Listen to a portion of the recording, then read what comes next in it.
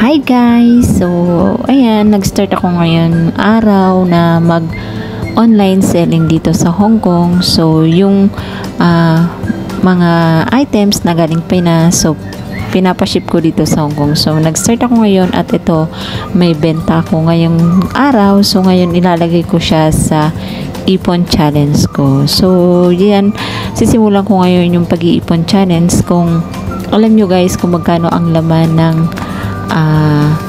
alkansya na yan is 16,000 in peso. Pero dito sa Hong Kong, ang ilalagay ko is Hong Kong dollar. So, yung 16,000 and $10.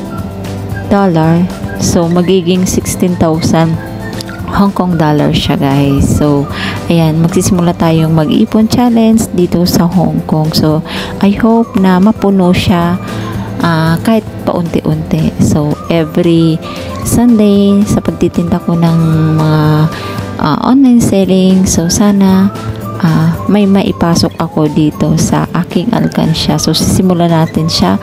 So, nilalagyan ko siya ng marka kung magkano yung naihulog ko. So, ngayong araw guys, at kasi simula ko lang ngayong araw, so naghulog ako ngayon ng 70 Hong Kong dollars. So, ita-times natin yan kapag napuno guys ng 16,000.